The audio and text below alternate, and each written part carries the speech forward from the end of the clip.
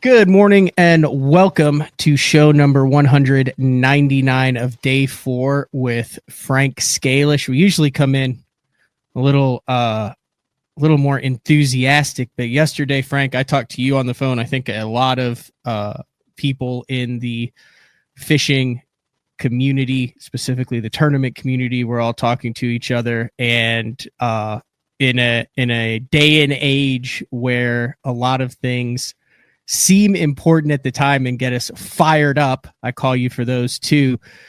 Unfortunately, there are real life events that happen, have happened, and will happen, and happened yesterday, primarily on Smith Lake in the second day of competition at Blastoff for the MLF Tackle Warehouse Invitational that really put things into perspective. Yeah, to say the least. This is not how anyone wanted to have to start a show today. That's for sure. It is. There was, I'm sure you've heard by now, there was an accident between an angler in that MLF event and another boat that I believe had 5 individuals on board, and 3 of those individuals passed away. There's a lot of press releases, a lot of emerging information out. It happened at 7 a.m. yesterday, but I'll just read a press release. This has been picked up by all of the major news outlets. So Coleman, this is from CBS. Coleman, Alabama. 2 boats collided during a fishing tournament early Wednesday in Alabama, killing 3 people, officials said. Major League Fishing said in a statement that a boating accident occurred during the second day of the Tackle Warehouse Invitational held on Lewis Smith Lake, a popular recreational destination 70 miles north of Birmingham. The Alabama Law Enforcement Agency, which is investigating the crash, said a bass boat struck a center console-type vessel. 3 people who were on board were killed. CBS Birmingham affiliate WIAT-TV reports that the incident happened around 7 a.m. Neither the state agency nor Major League Fishing released information on what led to the crash. Major League Fishing in a statement said that competitor Flint Davis was involved. The state agency said that Joey Broom of Altoona was fatally injured in the collision. John Clark of Coleman and Jeffrey Little of Mississippi were thrown overboard and drowned. And then Kathy Fennell from Major League Fishing said, "This is heartbreaking moment for our entire organization. Our deepest condolences go out to the family and friends of those who were affected." Obviously, Frank, then dark weigh-in yesterday because the anglers were already out on the water when this happened. I know a number of them pulled up on that and assisted. Yes, it happened at takeoff, and there were other anglers around or shortly after takeoff. No word, like I said, on what caused it, what happened, how it happened, and I think to try to extrapolate and make sense of how it happened is irresponsible at this time. Very. And to wait and see what the facts come out. You have a lot of families that are impacted on this. You have a lot of people that are impacted on this, and the fishing aspect of this obviously is about as insignificant as it can get when something like this happens. Yeah, it's tragic. It's sad. There's not much you can say except that, it's your heart goes out to everyone involved. Yeah. There are thousands and thousands of anglers who go out recreationally and competitively to compete in bass tournaments. And obviously, since this started 60 years ago, there have been so many innovations in safety, from removing the shotgun start to canceling to postponing days due to weather and dangerous circumstances, to the kill switch, which was implemented, to boat hull technology and horsepower limitations. Correct. To height of graphs, especially most recently, to increase visibility. The fact of the matter is, it's just sad. That's all there is to it. There is no other facts. There's no other facts. And like I said, this isn't really a good way to start a show, but had to be addressed nonetheless. So I think what we'll do is we'll just we'll move on. Yeah. we'll move on to Lake Norman, where simultaneously when this was happening at Smith Lake, there was another accident that happened in the NPFL at Norman. Now, both of these individuals did not receive life-threatening injuries, but this is from Fox News 8 in North Carolina. It said a high-speed boat crash on Lake Norman Wednesday morning resulted in at least one hospitalization and one man facing charges, according to officials of the North Carolina Wildlife Resource Commission. The collision happened around 7:16, so two different lakes, Frank, two different organizations, 15 minutes apart, Wednesday, April 16th, near the Lake Norman State Park boat ramp. As traffic on the water increased for the ongoing National Professional Fishing League tournament, Michael Lott with the North Carolina Wildlife confirmed with the Queen City News that a bass boat operated by Jesse Ayers, who was part of the fishing tournament, was traveling at speeds of 50 to 60 miles per hour when it struck the right side of another boat that was idling nearby. That boat was not in the tournament. The second boat was operated by a local resident who frequently fishes early in the morning. The impact threw both competitors from the water. Fortunately, other nearby boaters quickly were there to help, pulling men from the lake. Emergency medical services responded to the scene. Both men were taken to the hospital with non-life-threatening injury. Following an investigation, North Carolina Wildlife Department determined the cause of the crash to be operator inattention, and the operator of the bass boat Ayers has since been charged with careless and reckless operation of a motorboat. So, yeah, I mean, you got, if you think about how long bass tournaments have been going on, and you think about the infrequency of tragic events, you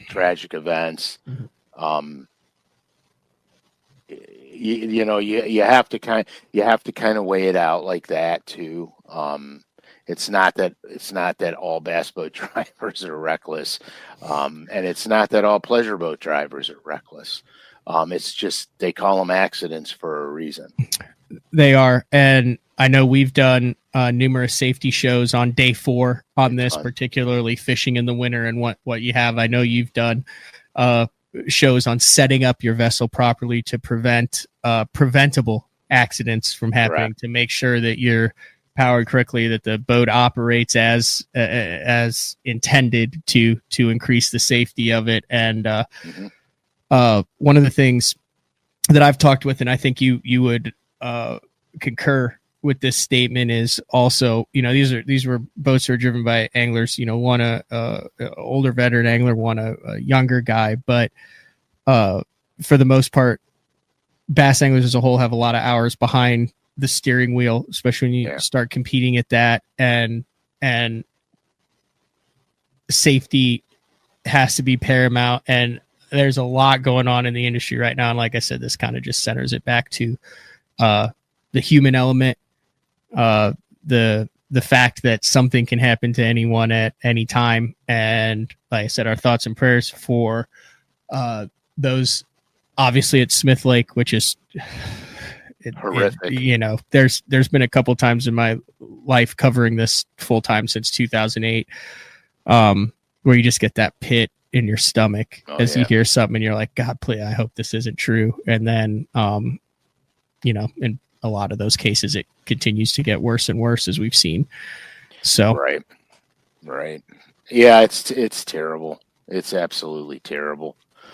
And not much can be said, especially at this moment in time. So, yep. All right. There'll be other discussions to have about this once the details are out, once the things have emerged, as to just like in any other sport that has had tragedies happening in the past. There's always going to be that element of danger, but there also will be probably steps forward in innovations and ways to make it even less of a likelihood for it to happen. But we're going to pivot from there. It is day 4, number 199, and we're going to talk about bass fishing, Frank. Amen, brother. Coming up in May 30th, the Ohio Bass Fishing Hall of Fame is going to announce the 10 inductees for 2025. I believe right now the list has 50 or so on it.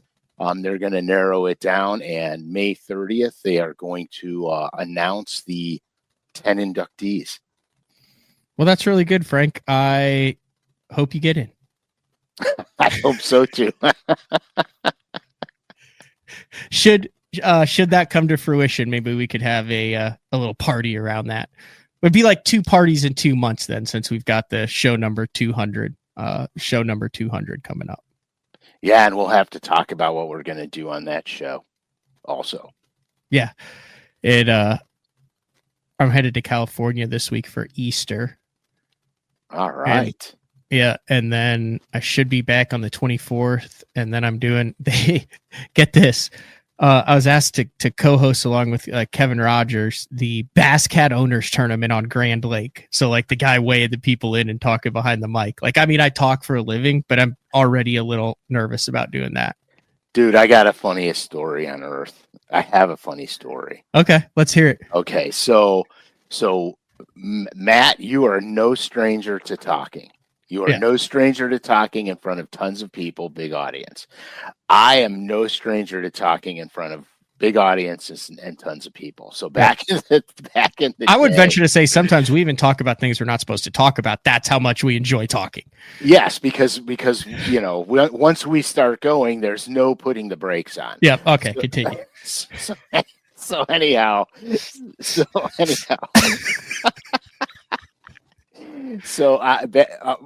in my infancy and my Bassmasters career, I was with Triton Boats at the time, and they call me up and they say, "Hey, we're having a Triton Owners Tournament on Kentucky Lake. It's sponsored by Froggy, the country station, and we want you to go and MC the event." And so of course I can't say no because it's part of my obligations. Yeah. So I get Frankie, and he's a young little rat at the time. I get Frankie and I go, "Come on, bud, you're coming with me. We're going to go to Kentucky Lake." He goes, "Are we fishing?" I go, "No, we're not fishing. We're going to go MC a tournament and, blah, blah, blah." So listen to this, man. So we go down there. We drive down there. We put 2 fishing rods in the truck. All right. Because there's going to be a pond. There's going to be, Frankie could walk the banks of the lake while I'm doing the MC, and he could fish in the marina.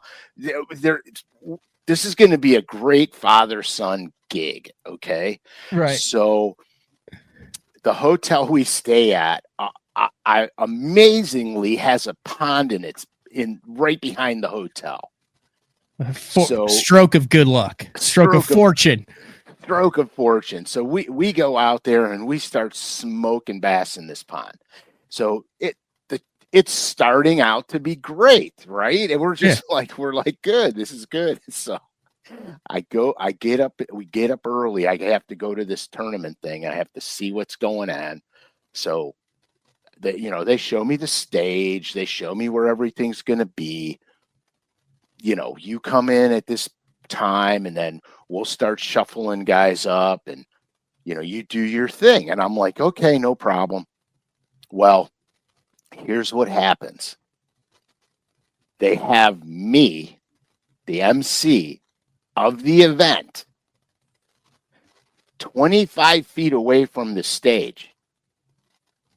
I can't talk to the guys. Okay. Like, I can't go, "Great catch. How'd you catch them?" Put my arm on their shoulder. "Way to go, buddy. Big fish. Great." Nothing. I have no interaction with the anglers. Oh, I'm literally set aside. It was the absolute worst possible job that I could do. I was so bad. Like, I was so bad. All right. You couldn't tell how big the fish were. You couldn't do like eye contact with them. Nothing. None. So you just stood there and you're like, up next. Yeah. So basically what Joe, and it looks like he's got some fish and they're 8 pounds. Good job, Joe. Next. 100%. And so Froggy was the radio station, and then I kept calling it the Frog. Oh You know, and no. oh yeah, it was horrible. And so so I'm driving home from the event. And I won't say who called me from Triton. Great guy though. He calls me up. He goes, "Yeah, you won't be doing that ever again."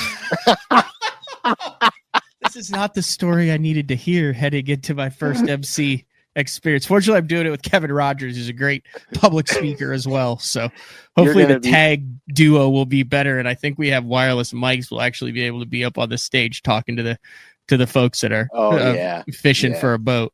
Oh yeah. I was so far away from the anglers. It was like, it was so dumb. It was so dumb. I had zero interaction and I had to just sit up there.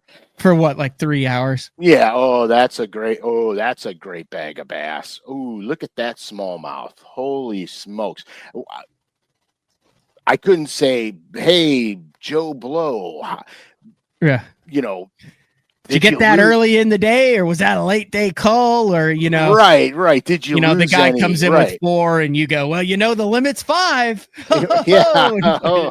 Yeah, exactly. Did you lose the limit fish that would have made the drive home palatable? Yeah, exactly. Exactly. So it was the worst thing. And Frankie, now at the time, he was just a little shithead, man. This is a Bass Cat Owners Tournament, April 25th and 26th on Grand. So if you either need to have a cat or you need to know someone who has a cat. And it also doesn't matter how old that cat is.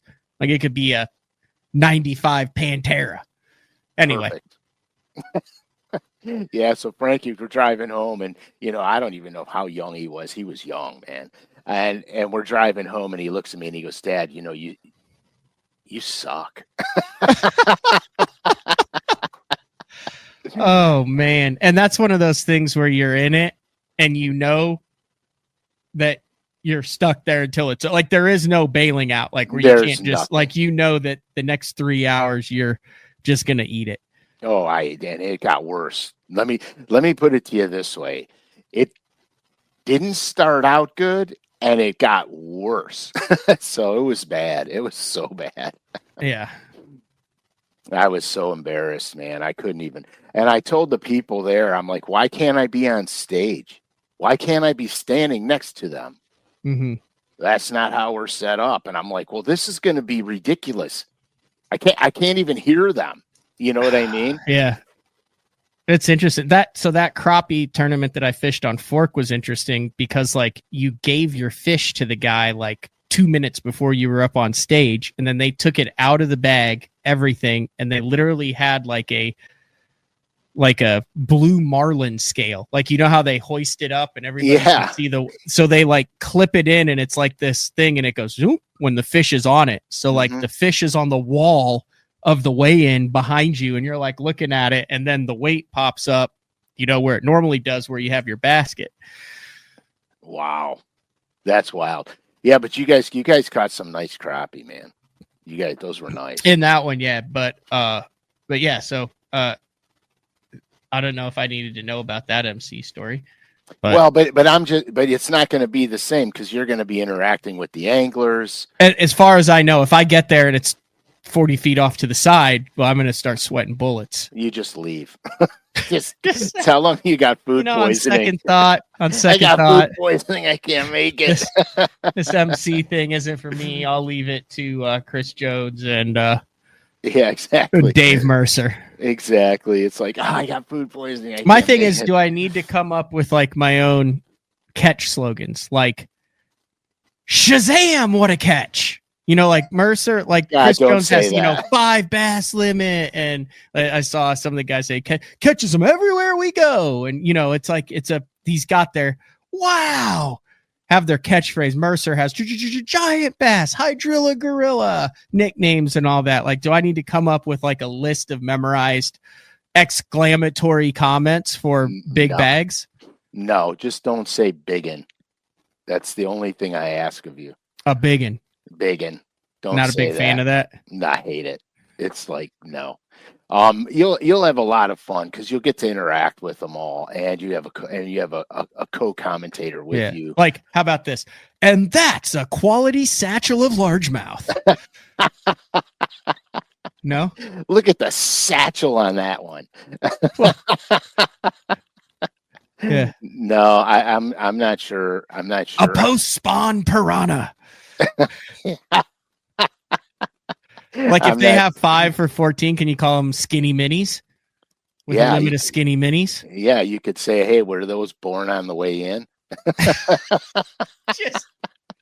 just treat the weigh-in like a roast instead of like a weigh-in, and just blast everybody who doesn't have over 18 pounds. Oh yeah, smoke them.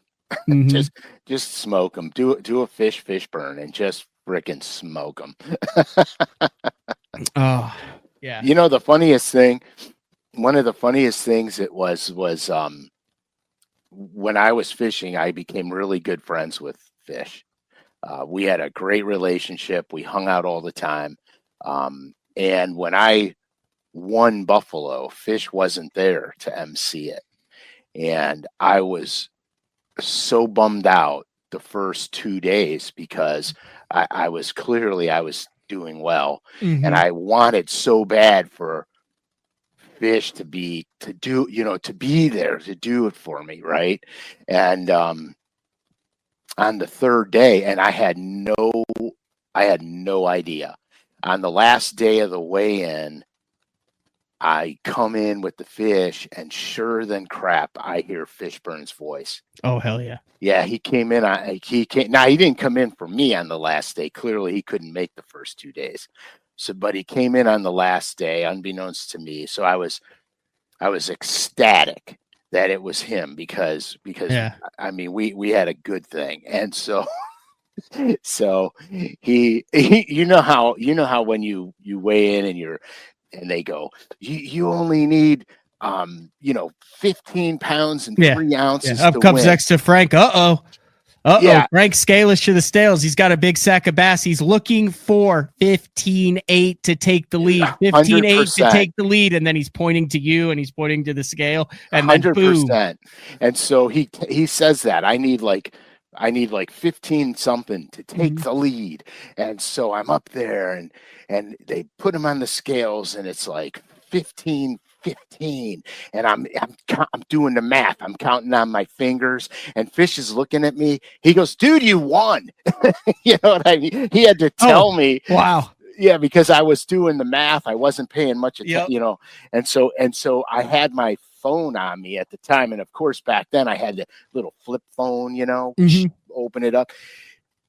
He goes, "Where's Rachel?" I said, "She's at Notre Dame for family week. She's took all the kids to Notre Dame." He goes, "Get her on the phone."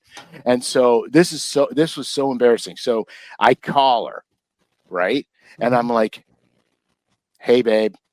She goes, "Is everything okay?" Because she knows you never get a call. Never. So she goes, "Is everything okay?" So Fish grabs the phone and he shoves the microphone into the phone. And I go, and she goes, "What's going on?" I said, I just won. And she goes, "No, you didn't." And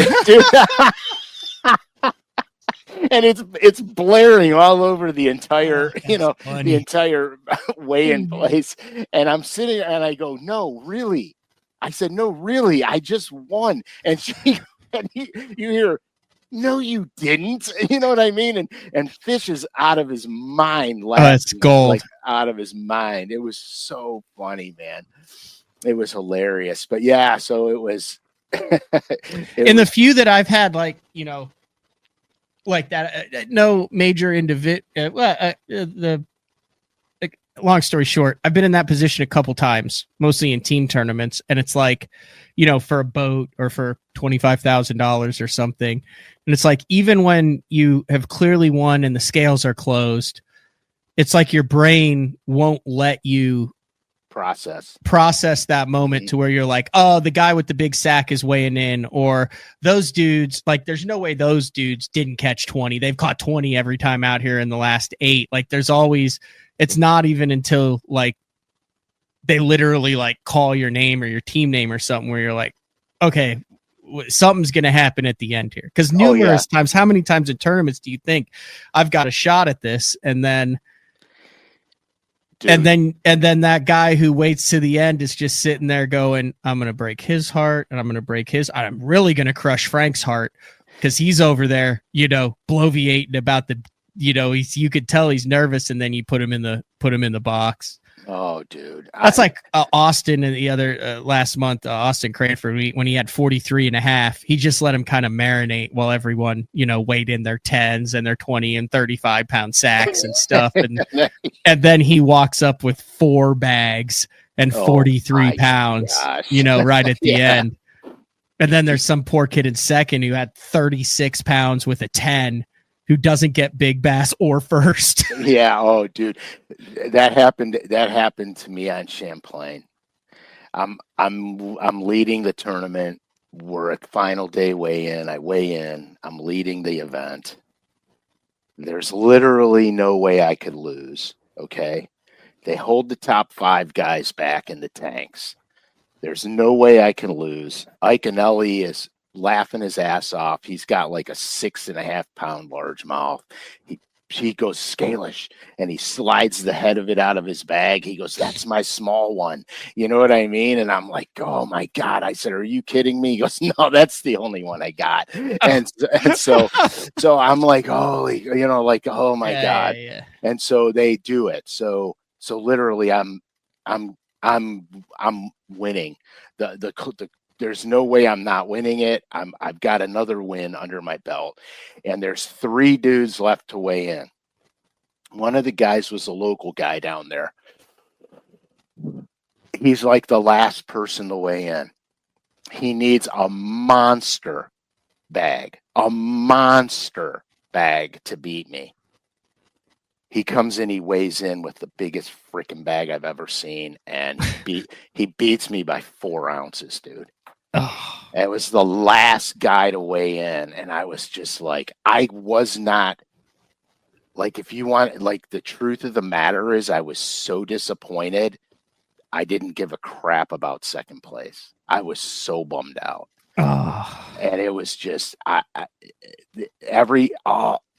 all the excitement, everything just went right, gone. The only thing worse than that is when you've got a spot.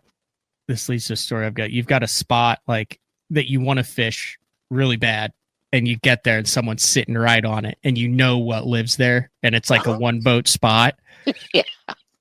So it just that crush where you're like got all the excitement and anticipation. So I had a spot like that, and I've got my phone pulled up because I texted Jim Moyna about it. So, at Norfolk, I thought I'm going to have 15 to 17 pounds. I was on like an insanely good school of fish that were really, dialed in. Like I thought I might top 10 it.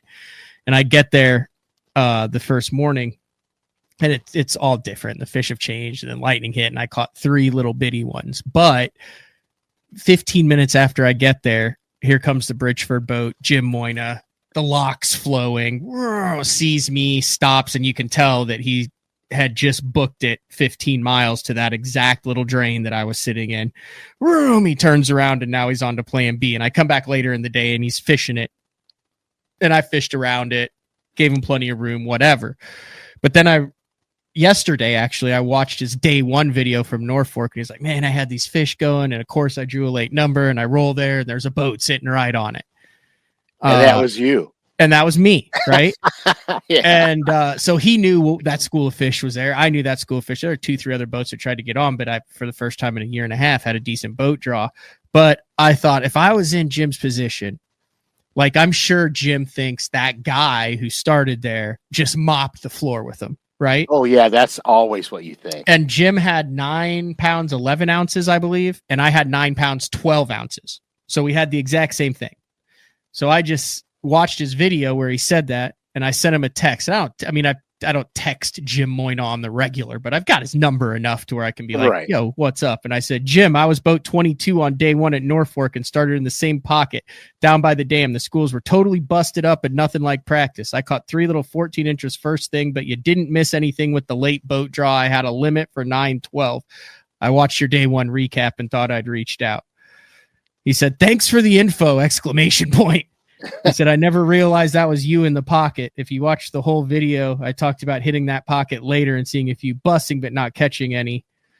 I said, "Yeah, they were busting first thing, but I don't know what happened to him." He said, "Yeah, I had a 3.5 pounder there in practice." I said, "Super fickle." I ended up catching him on a crappie jig, and then he said, "How am I supposed to unread that crappie jig nonsense?" And then I sent him a picture of matching the hatch, which, I mean, that's what was going on there. Oh yeah, that's perfect, dude.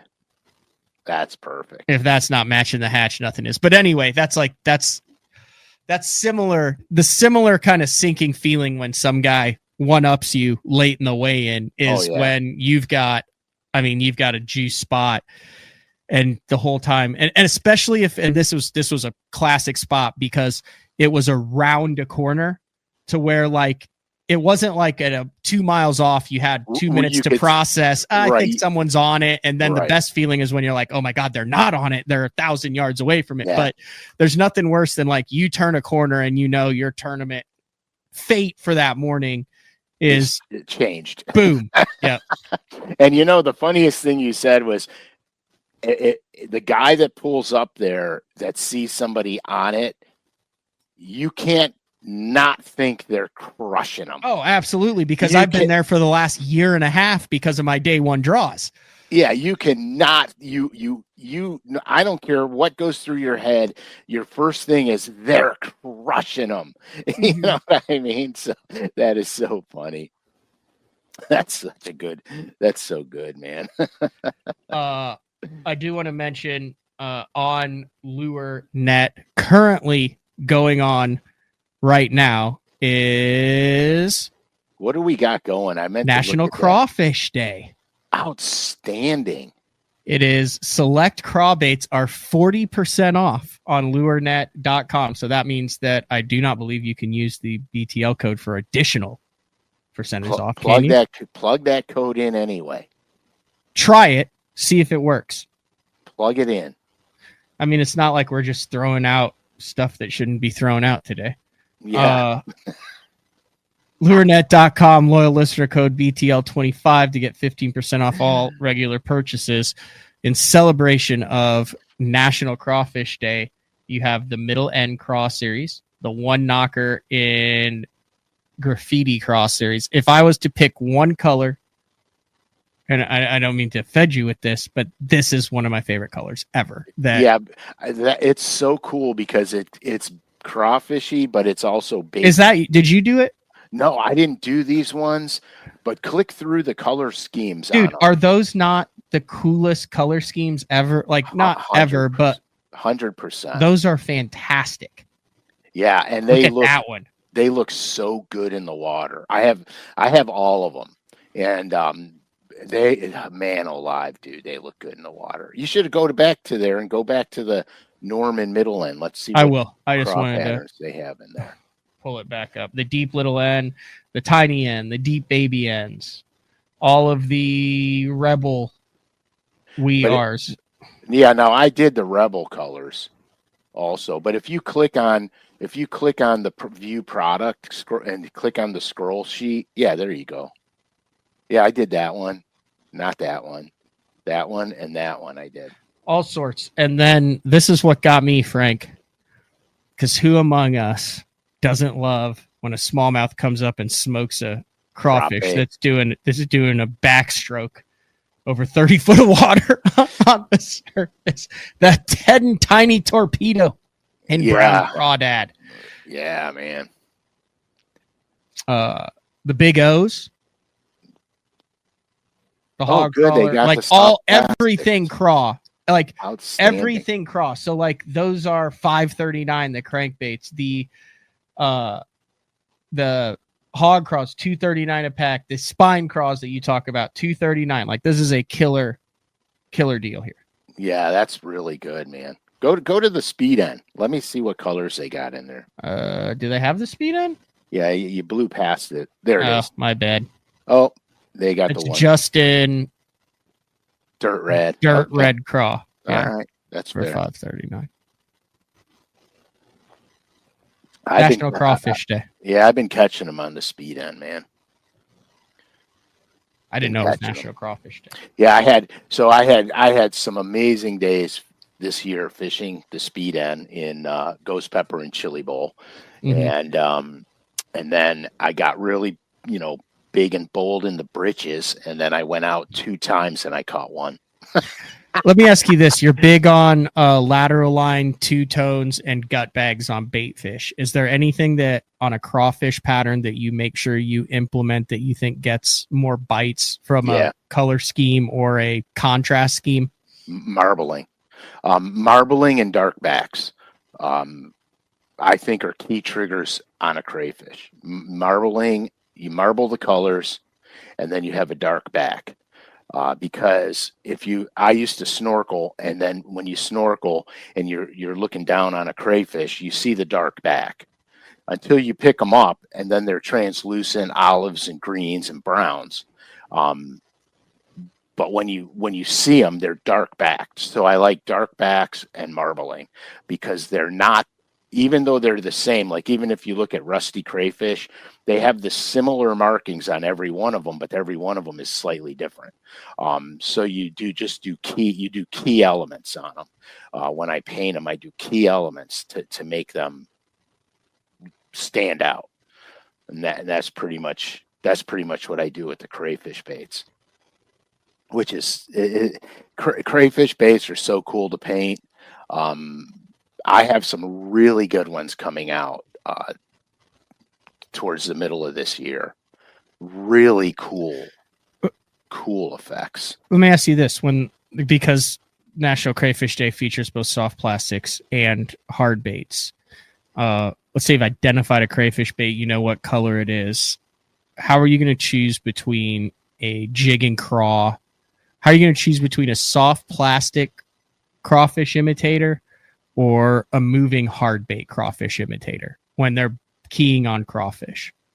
Well, the cool thing is I actually was rigging my boat before we went on live today, and I put on 2 jigs, 2 soft plastic craws, Texas rigged, 1 soft plastic craw on a shaky head, and I've got 3 crawdad color crankbaits. I have a red one.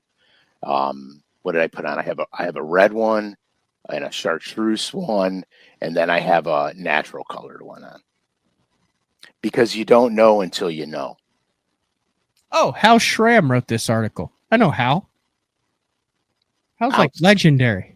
Outstanding. Hal's the man. I fished with him up at Mille Lacs one time with Gene Gilliland. Good buddies with member of the Bass Fishing Hall of Fame, Gene Gilliland. Yeah, dude, that was fun. That was a fun event. And I asked that question because there's, the jig, there's a crawfish, talks about their behavior. This is on LureNet as well. God, you know what sounds fun right now? A stream and a Rebel We Are. No kidding, dude. And some aggressive smallmouth. No kidding. Have you ever painted a frog? No, I have not. I've never painted a frog. You think you could make it to where the paint would stay? I'd have to dry them off with a paper towel first. But no, like a hollow body, like a pad crasher. No, I have never done that. But yeah, there's guys that paint them. You think that makes that big a difference? Or do you think it's just the bottom, the silhouette on whether it's light or dark, and that's the only thing? It's silhouette. They only see the belly anyway. You don't do at request frog painting then? I do not. I cannot paint lures for the private sector. A private sector. I feel like that might be a contractual, like a clause there. That LureNet's like, yes. Hey, you paint for us and us only. The Santa Claus. Oh gosh, yeah, no, I can't. Yeah, so with my frog fishing is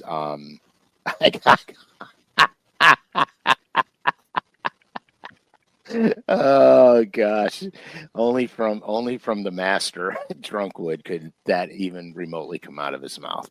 I I like don't my even know what that means. well, that's the beauty part about it. I got caught painting my frog in high school once. Period. Everyone made fun of me. Period. Oh You boy. want to just take random questions? We'll go from crawfish week to frog week. Mike Soul said, "How about the verdict on tinsel versus rubber skirt for frog legs?" Okay, I could take that one right now. All right. When you go to the tinsel for the legs, which is really crystal flash or flashaboo, you're starting to mimic shad. You're starting to mimic bait fish. You're not really doing. It's not really a frog at that point. So you'll choose a white or a gray belly when you have the tinsel legs on them because you're trying to do a bait fish. I got you. Oh, I gotta bring this up. Back to the when you roll up to a spot someone's on. Mr. Dusted Fish said, "Try a kayak tournament, and there's a guy in front of you running down the lake directly to your spot. You know, there's nothing you could do to make your kayak go any faster." Oh, you would be done as soon as you got as soon as a guy in a glass boat outran you in a kayak, Frank, and you knew that he's going to the same deal. Oh yeah. Yeah, I fished a local event one time on a 10 horsepower lake, and I could put my bass boat in the lake, but I could only use my trolling motor. You got passed like you were standing still by all the tin rigs. Dude, this is the funniest story ever. And so I had gone, I've never was on this lake in my life, so I had one day to practice. So I went and practiced. And it was an April event, and for all intensive purposes, my brain was like, get in the back of the creeks, get in the back of the pockets. That's where the bass are at. So I start going, and I'm going to the back of every pocket, every creek, everything I could do. I'm not catching crap for fish. Like, I have 0 bites, and it's 3:00, and I go, this is stupid. I should have known they're not back here, 20 pockets ago. I got to start looking on the main lake. So I started looking on staging areas on the main lake, and I was finding all the bass on channel banks with blowdowns on them. And at the time I was throwing a Zoom Super Fluke, which was right when they came out. And up where I live, nobody really heard of them yet, but I knew about them because I was fishing Lake Norman for so many years. My buddy Troy and I, Troy got on it. He turned me onto it. So I had this in my bag of tricks and nobody up here was fishing them yet. So I go out there, and I first blowdown I come to, I have like 7. I'm not hooking them. I'm not hooking any of them. Most of them I could see. So I go, I better hook one, because it's a 15-inch size limit. So I got to make sure that I got the right size. 4-pounder. I'm like, holy smokes. So I troll a motor to another channel bank, and I go and I duplicate it. I go to another one and I duplicate it. Now what goes in my head is, how far down this lake can I get before I run out of trolling motor? Because I have to troll and motor my way back.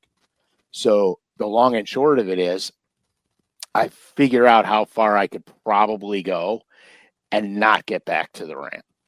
So in the morning of the blast off, I talked to the tournament director, and because he was fishing the event as well. I said, can you pick me up on the way in and tow me back? And he goes, yeah, I can do that. I go, do you have to come in early to get everything set up? He goes, yeah, I got to come in early. I said, perfect. When you see me, you tow me back in and I'll help you set up. So I absolutely crashed the event, man. I won it so bad it was sickening. And I ran out of batteries. Like, I was so low on battery, the wind was blowing, and I could barely keep the boat steady, and it kept blowing me back. And I get to the last set of blowdowns and I throw in there and I got like a 6-pounder on, and he's got me all in the branches. Can't get up to him. I can't get there. I got my trolling just motor barely creeping. Oh, lead acid. I lost them bigger than shit. I couldn't plow the nose of the boat in there to get them out of the branches. I couldn't even get up to the tree. I was so dead in battery juice. And yeah, so it was hilarious. Then the tournament director comes by and I'm like, hey, Wayne. And I throw him a rope. He ties it off to his boat and tows me in. But yeah, that was wild, man. But yeah, so sometimes the bass will fool you in the spring. I talked to a buddy of mine who fished the same tournament, and he practiced 5 days before me, and they were all in the back of the pockets. And that's how he was catching them, all in the back of the pockets. But we had some cold weather came, and they didn't leave; they just slid out and went to the channel banks. What else you got, Frank? Oh, dude, that's all I got. Hey, oh wait, did you get a DM or a text or something from someone that caught an 8-pounder on the speed ends we gave away at the Classic? Yeah, and I can't find the message. Oh man, so one of the it was Classic colors. It was on this one. Yeah, the Classic colors. Like there's a picture of the fish. It was just PB. There's a picture of this bait in the net. It was like, dude, we got this. Had one that Frank signed, one that he didn't. He's throwing it. Bam. That's so money, dude. It's so money. That is the name Crackle in that? Yeah, it's Crackle Bone. That's what the name is of that. One time only Classic giveaway.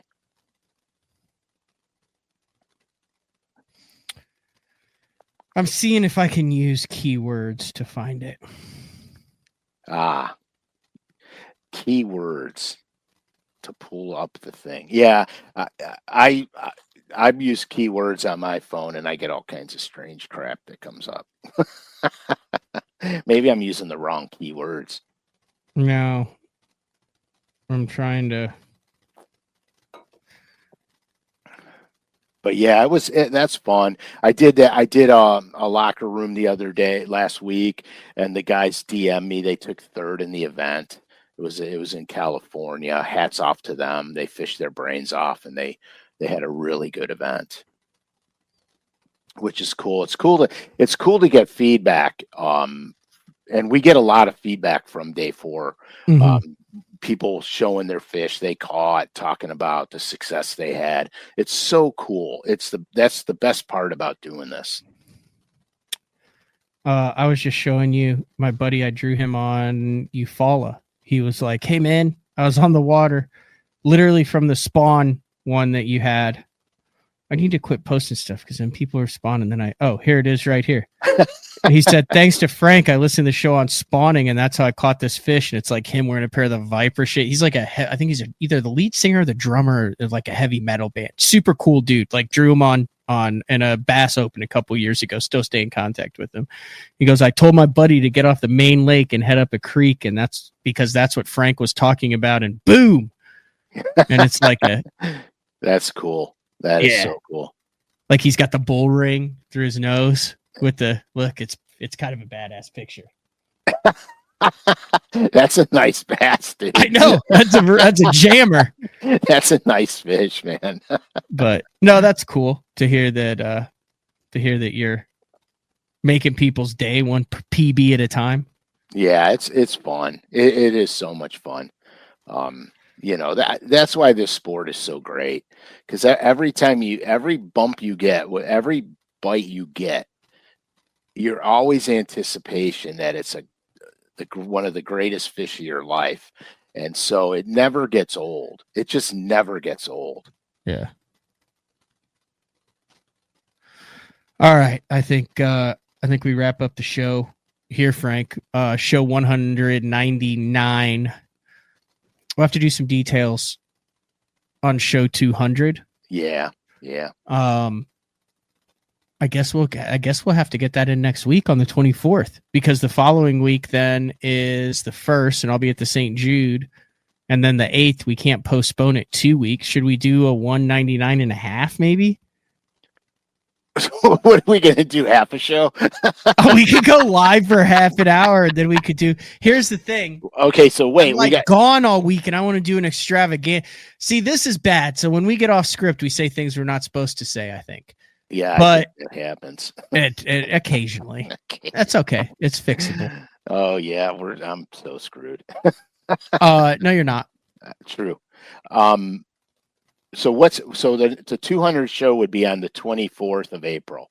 Correct. And you will not be here on the 24th. No, I'll be here on the 24th. It's just that today is the 17th and I'm leaving the 18th and I get back on the 22nd. So that gives me 1 day to prepare for the biggest show in the history of Day 4 with Frank Scalish.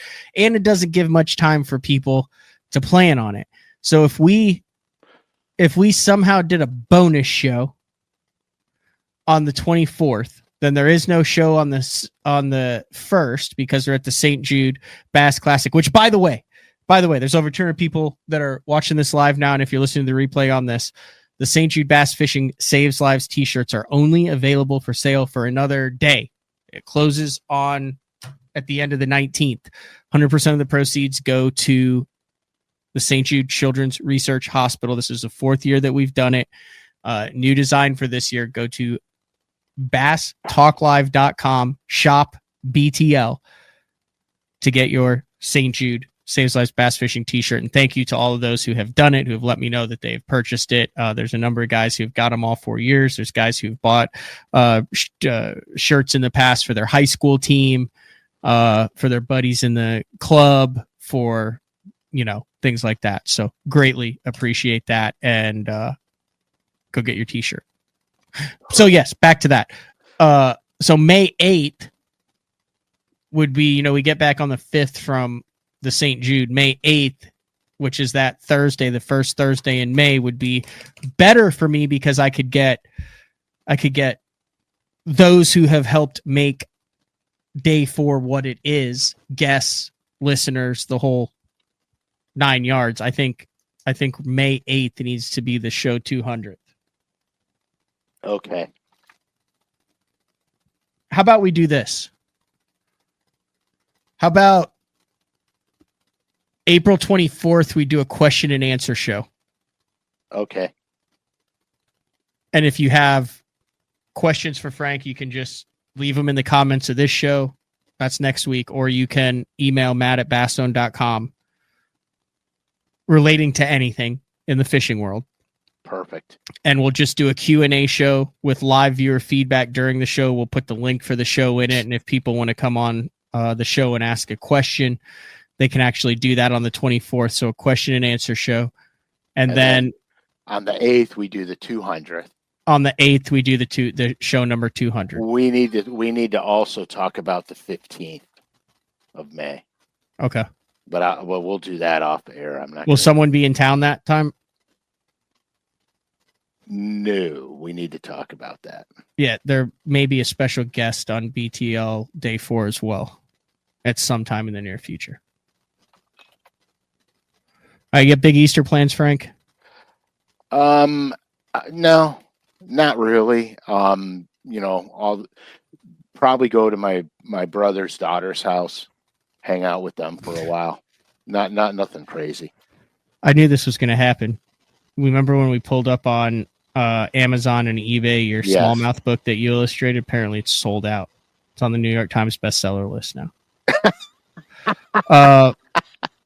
That's a great question. I can tell you what today's topic was not, Scott.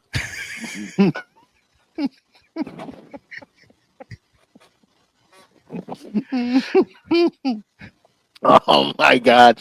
My coffee just almost choked to death on my coffee. Dude, that is so funny. I would just put this like bloviating part 6. Yeah, I would call it. We talked about crawfish. We talked a little bit about frogs.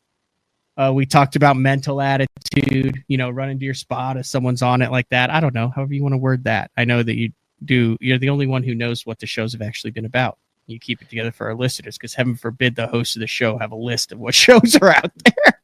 Yeah, I mean, I would I would like a list of all the shows so I could reference them easier. I think it's on the. I think he has it on the Facebook.